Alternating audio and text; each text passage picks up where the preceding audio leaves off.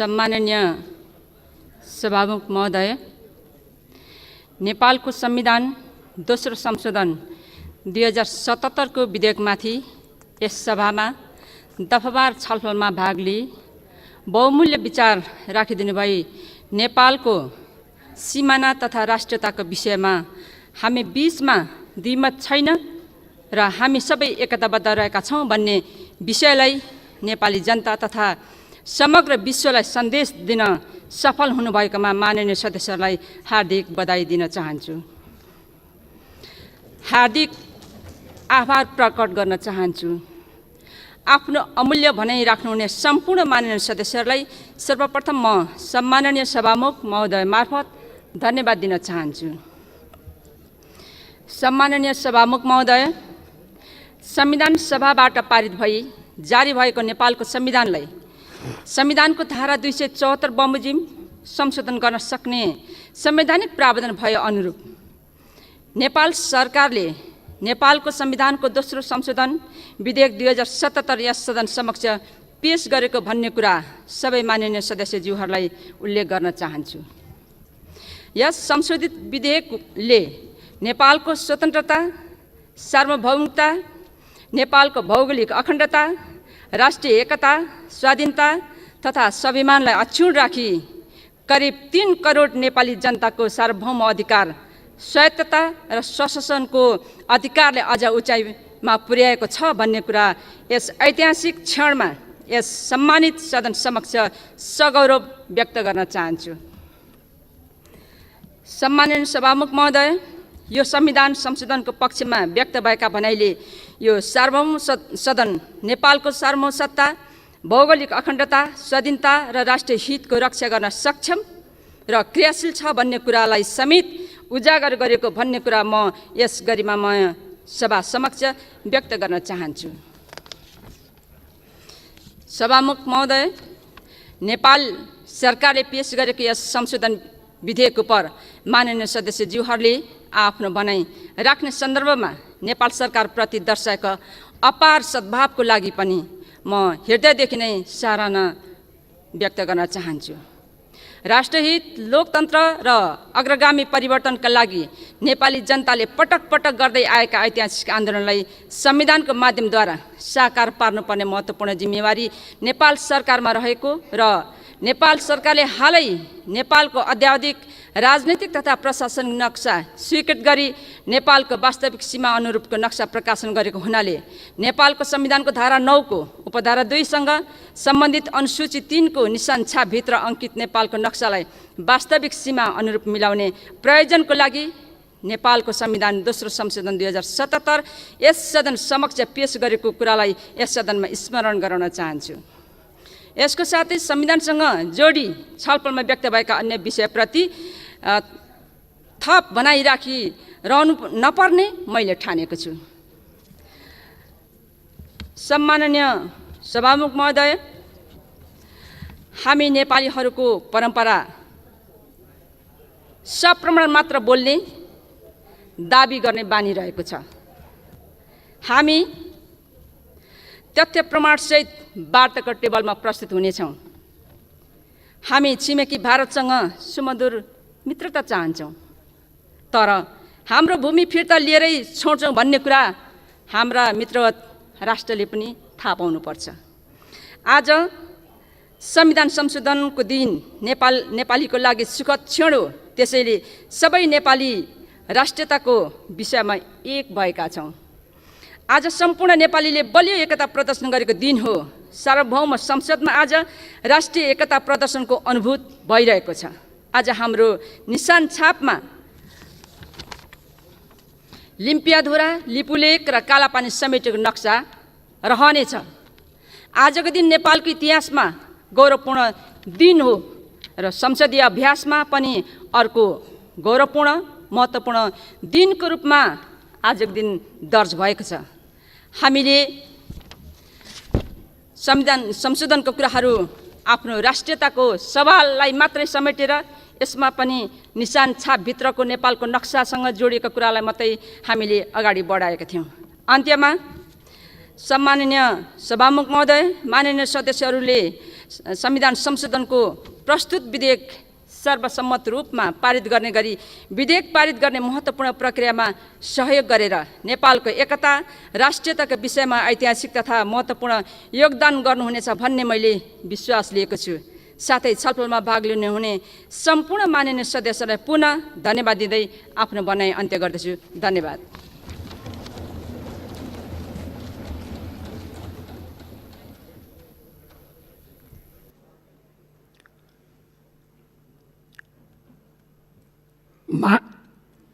माननीय सदस्यहरू, नेपालको संविधान दोस्रो संशोधन विधेयक 2077 माथिको दफावार छलफल यहीँ समाप्त हुन्छ। अब म नेपालको संविधान दोस्रो संशोधन विधेयक 2077 को दफा 2 र सोसँग सम्बन्धित अनुसूची नेपालको संविधान दोस्रो संशोधन विधेयक 2077 को अङ्ग बनोस् भनी निर्णयार्थ प्रस्तुत गर्दछु। यो प्रस्तावको पक्षमा हुने मान्य सदस्यहरूले हुन्छ भन्नुहोला, यसको विपक्षमा हुने मान्य सदस्यहरूले हुन्न भन्नुहोला। यो प्रस्तावको पक्षमा हुने मान्य सदस्यहरूले हुन्छ भन्नुहोस्। यसको विपक्षमा हुने मान्य सदस्यहरूले हुन्न भन्नुहोस्। हुन्न भन्ने आवाज सुनिएन, तसर्थ उक्त नेपालको संविधान दोस्रो संशोधन विधेयक 2077 को दफा 2 र सोसँग सम्बन्धित अनुसूची सर्वसम्मतिले नेपालको संविधानको दोस्रो संशोधन विधेयक 2077 को अङ्ग बनेको घोषणा गर्दछु।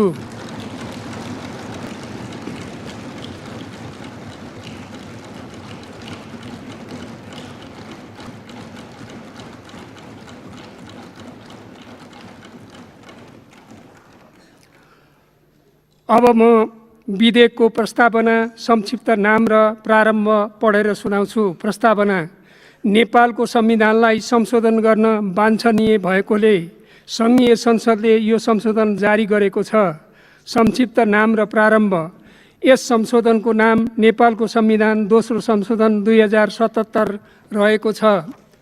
अब म नेपालको संविधान दोस्रो संशोधन विधेयक 2077 को प्रस्तावना, संक्षिप्त नाम, प्रारम्भ, नेपालको संविधान दोस्रो संशोधन विधेयक 2077 को अङ्ग बनोस् भनी निर्णयार्थ प्रस्तुत गर्दछु।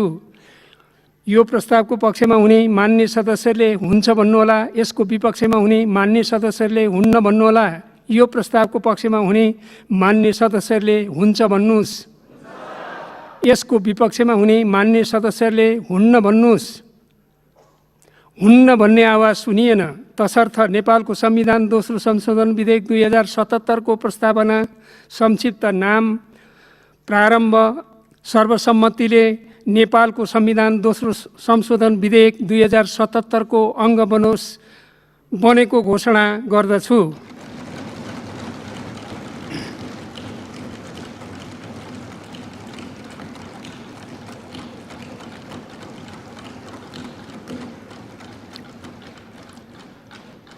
अब माननीय कानुन, न्याय तथा संसदीय मामिला मन्त्री डाक्टर शिवमाया तुम्बा आम्फेलाई नेपालको संविधान दोस्रो संशोधन विधेयक 2077 लाई पारित गरियोस् भनी प्रस्ताव प्रस्तुत गर्न अनुमति दिन्छु।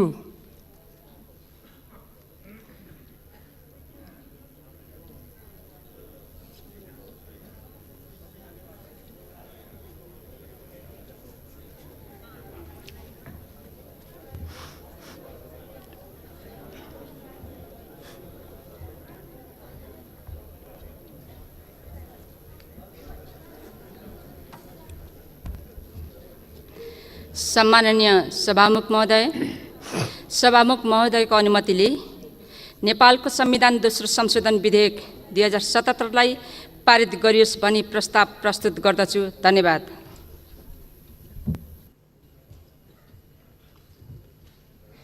मान्य सदस्यहरू, अब म नेपालको संविधान दोस्रो संशोधन विधेयक 2077 लाई पारित गरियोस् भन्ने प्रस्तावलाई प्रतिनिधि सभा नियमावली 2075 को नियम 137 को उपनियम 9 बमोजिम प्रतिनिधि सभामा तत्काल कायम रहेको सम्पूर्ण सदस्य सङ्ख्याको 2/3 बहुमत आवश्यक पर्ने भएकोले सोही नियमावलीको नियम 137 को उपनियम 10 बमोजिम उक्त प्रस्तावलाई निर्णयार्थ प्रस्तुत गर्दा मत विभाजन गरी मत सङ्कलन गरिने बेहोरा मान्य सदस्यहरूलाई जानकारी गराउँदछु। मान्य सदस्यहरू, अब म मत विभाजन गर्दा अपनाइने प्रक्रियाको सम्बन्धमा जानकारी गराउँदछु। 1. विभाजन गर्नु अघि सभाकक्ष बाहिर हुनुभएका मान्य सदस्यहरूलाई सभाकक्षमा प्रवेश गर्ने मौका दिन 5 मिनेटसम्म विभाजन घन्टी बजाइनेछ। 2. विभाजन घन्टी बजेपछि सभाकक्ष बाहिर हुनुभएका मान्य सदस्यहरू सभाकक्षभित्र प्रवेश गर्नुपर्नेछ। 3.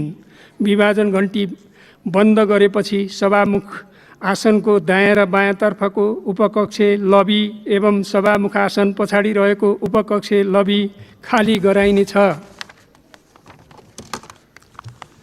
4.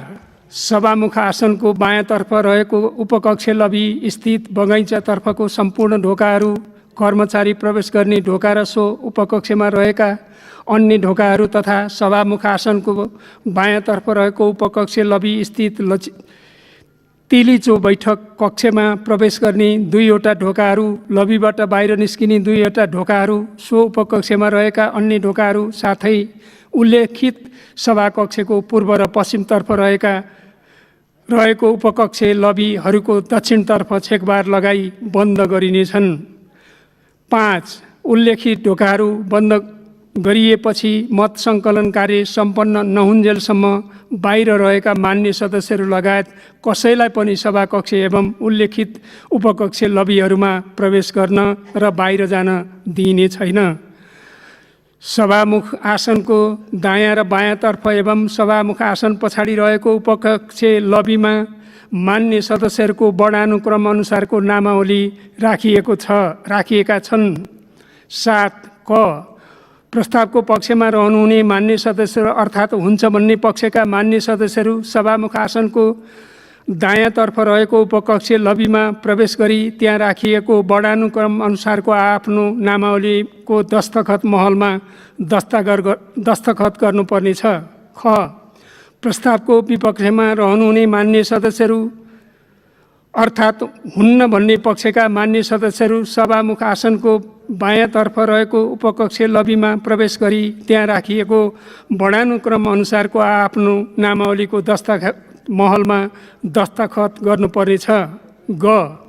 प्रस्तावमा मत दिन्न भन्ने पक्षमा रहन चाहनुहुने मान्य सदस्यहरूले सभामुख आसनको पछाडि रहेको उपकक्ष लबीमा राखिएको मान्य सदस्यहरूको वर्णानुक्रम अनुसारको आफ्नो नामावलीको दस्तखत महलमा दस्तखत गर्नुपर्नेछ। 8. मान्य सदस्यहरूको सहयोगको लागि उक्त स्थानहरूमा सचिवालयका कर्मचारीहरू रहनेछन्। 9. कुनै मान्य सदस्यले आफ्नो मत सच्याउन चाहेमा मतदान कार्य सकिएको 3 मिनेटभित्र माग गरेमा सच्याउन दिइनेछ। मान्य सदस्यहरू, अब म 5 मिनेट विभाजन घन्टी बजाउन आदेश दिन्छु।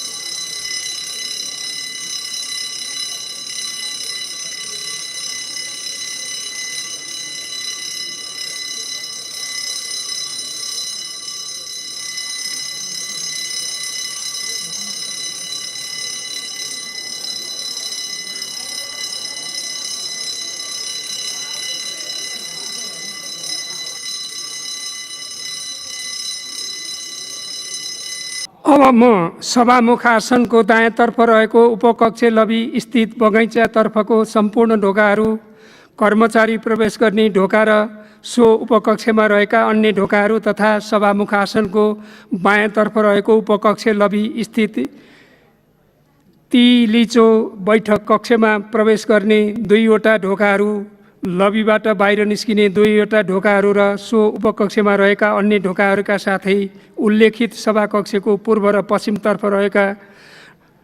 रहेको उपकक्ष लबीहरूको दक्षिणतर्फका ढोकाहरू छेकबार लगाई बन्द गर्न आदेश दिन्छु।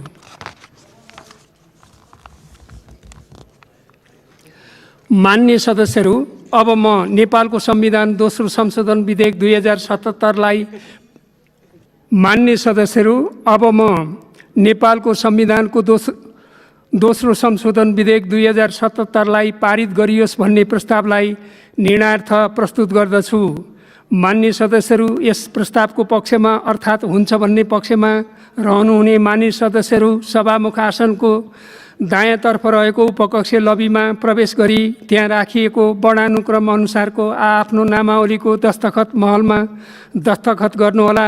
प्रस्तावको विपक्षमा अर्थात् हुन्न भन्ने पक्षमा रहनुहुने मान्य सदस्यहरू सभामुख आसनको बायाँतर्फ रहेको उपकक्ष लबीमा प्रवेश गरी त्यहाँ राखिएको वर्णानुक्रम अनुसारको आफ्नो नामावलीको दस्तखत महलमा दस्तखत गर्नुहोला र मत दिन्न भन्ने पक्षमा रहनुहुने मान्य सदस्यहरूले सभामुख आसनको पछाडि रहेको उपकक्ष लबीमा राखिएको मान्य सदस्यहरूको वर्णानुक्रम अनुसारको आफ्नो नामावलीको दस्तखत महलमा दस्तखत गर्नुहोला।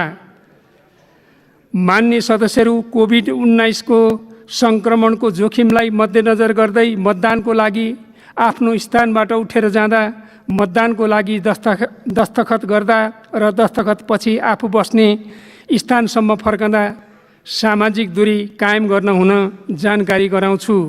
मान्य सदस्यहरू, प्रस्तावको पक्षमा अर्थात् हुन्छ भन्ने पक्षमा रहनुहुने मान्य सदस्यहरू सभामुखको आसनको दायाँतर्फ रहेको उपकक्ष लबीमा प्रवेश गरी त्यहाँ राखिएको वर्णानुक्रम अनुसारको आफ्नो नामावलीको दस्तखत महलमा दस्तखत गर्नुहोस्।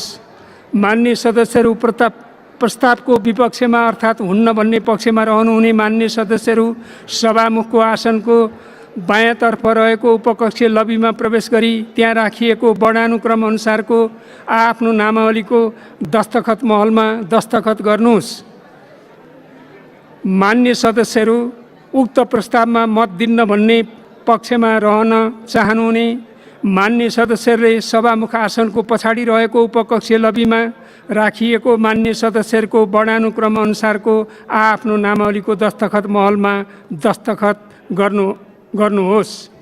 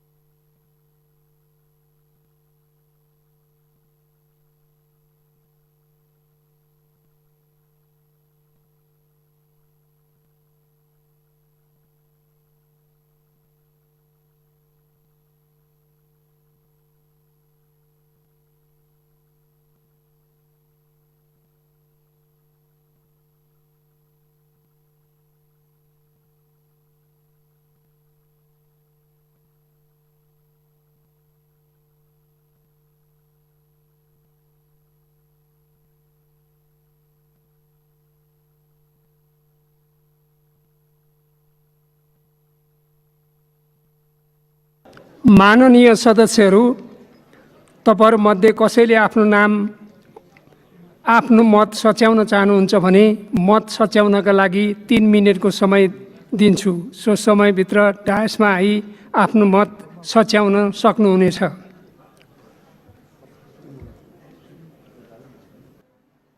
माननीय सदस्यहरू, बन्द गरिएका सभाका सबै प्रवेशद्वारहरू खोल्न आदेश दिन्छु। माननीय सदस्यहरू, अब म मत विभाजनको परिणाम घोषणा गर्दछु। माननीय सदस्यहरू, आजको मतदानमा उपस्थित माननीय सदस्यहरूको सङ्ख्या 258 रहेको छ।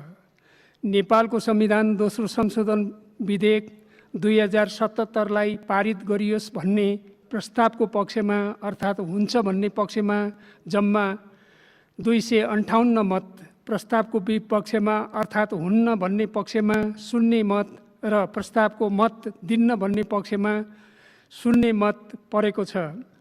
नेपालको संविधान दोस्रो संशोधन विधेयक 2077 लाई पारित गरियोस् भन्ने प्रस्तावको पक्षमा 258 मत परेको र उक्त सङ्ख्या प्रतिनिधि सभाको तत्काल कायम रहेको सम्पूर्ण सदस्य सङ्ख्या 275 को 2/3 भन्दा बढी मत भएकोले नेपालको संविधान दोस्रो संशोधन विधेयक 2077 लाई पारित गरियोस् भन्ने प्रस्ताव 2/3 बहुमत भन्दा बढी मतबाट पारित भएको घोषणा गर्दछु।